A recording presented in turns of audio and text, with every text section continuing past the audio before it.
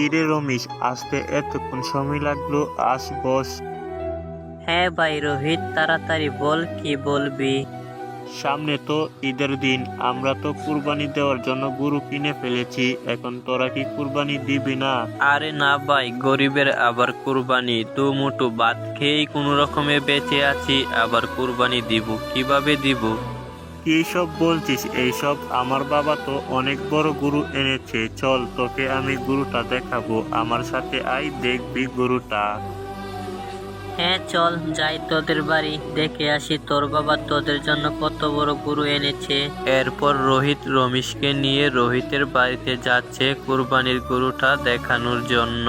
এরপর রোহিত বলল, দেখ রমেশ, আমার বাবা আমার জন্য পিছনের এই সাদা গরুটা নিয়ে এসেছে। গরুটা অনেক সুন্দর এবং বড়ও। হ্যাঁ রমেশ, গরুটা সুন্দর এবং অনেক বড়, কিন্তু আমাদের তো আর এরকম সামর্থ্য নেই গরু কিনে কুরবানি দেব। আরে রমেশ, আমার বাবা আমাকে গরু কিনে দিতে চেয়েছিল না। আমি বলেছি বাড়ি থেকে বেরিয়ে যাব, তারপর এই গরুটা কিনে নিয়ে আসলো।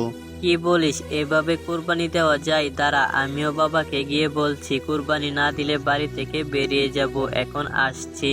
তারপর রমেশ তার বাড়ির দিকে চলে যায় আর রোহিত তার গরুর কাছে এসে গরুকে দেখতে লাগলো। কি বলছিস তুই এইসব রমেশ? আমাদের কি আর কুরবানি দেওয়ার সামর্থ্য আছে? এতগুলা টাকা আমি কোথা থেকে আনবো বল? আমি জানি না বাবা, আমার বন্ধুর বাবা তার জন্য অনেক বড় গরু নিয়ে এসেছে, এখন তুমিও আমার জন্য বড় গরু নিয়ে আসবে। রমেশ বাবা, তোর বন্ধু হলো বড়লোক আর আমরা হলাম গরিব, এই জন্যই তোকে বলেছিলাম বড়লোক ছেলের সাথে বন্ধুত্ব করিস না। এখন আমরা এতগুলা টাকা কোথা থেকে আনবো? সেটা আমি জানি না। এখন তোমরা যদি আমার জন্য কুরবানির গরু না নিয়ে আসো, তাহলে আমি বাড়ি থেকে বেরিয়ে যাব আর আসবো না এই ঘরে। বলে দিলাম, আমি চলে যাচ্ছি। বুঝতে পারলে তোমরা? আমি চলে যাচ্ছি। এই রকম কথা বলে তখন রমেশ সেইখান থেকে চলে যায়। দেখো তো রমেশের মা, এটা সম্ভব? আমরা হলাম গরিব মানুষ, বড়লোকের সাথে টক্কর দিলে হবে? আমি টাকা কোথা থেকে আনবো? আমি বলি কি, কুরবানি দেওয়ার ইচ্ছা আমারও আছে, তাই তুমি জমিদারের কাছে যাও আর তার থেকে সুদে কিছু টাকা নিয়ে এসে একটি কুরবানি দিয়ে দাও। হ্যাঁ ঠিক আছে, তুমিও যেহেতু বলছো, আমি জমিদারের কাছে গিয়ে দেখছি। যদি উনি টাকা দেয় তাহলে একটি গরু নিয়ে আসবো। এইরকম কথা বলে তখন রমেশের বাবা চলে গেল জমিদারের বাড়ির দিকে, আর রমেশের মা সেইখানেই দাঁড়িয়ে রইল।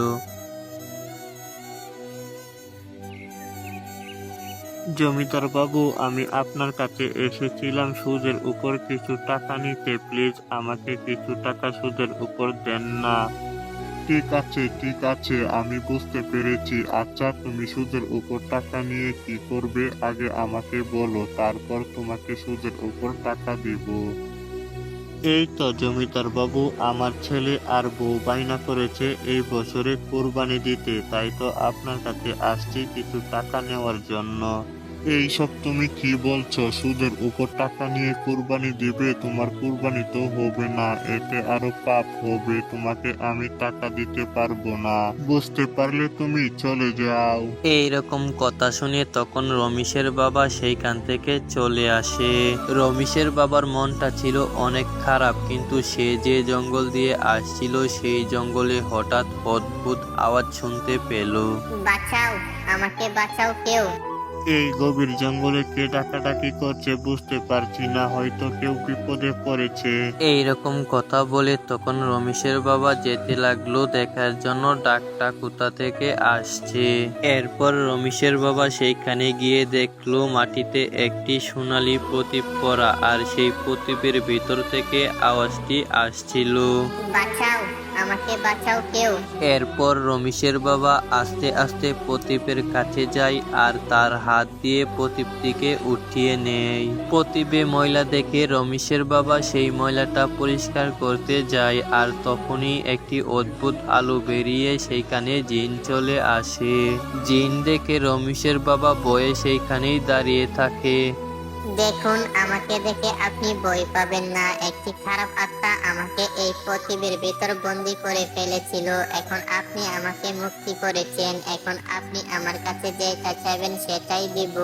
হে জিন, আপনি যেহেতু আমাকে দিবেন, আমাকে একটি কুরবানির গরু দিন, কারণ আমার সন্তান আর স্ত্রী দাবি করেছে কুরবানি দেওয়ার জন্য, কিন্তু আমার কাছে কোনো রকম টাকা নেই।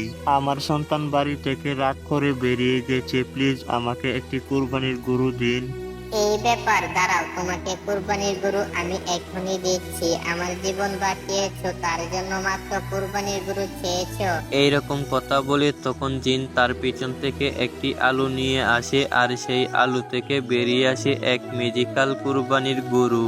এই নাও ম্যাজিক্যাল কুরবানির গরু, সুন্দর করে ঈদ কাটাও। আমি তাহলে আসছি, আর দেখা হবে না।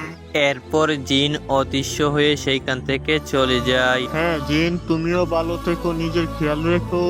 এরপর রমেশের বাবা সেই ম্যাজিক্যাল কুরবানির গরু বাড়িতে নিয়ে আসলো আর রমেশের মা দেখে অনেক খুশি হয়।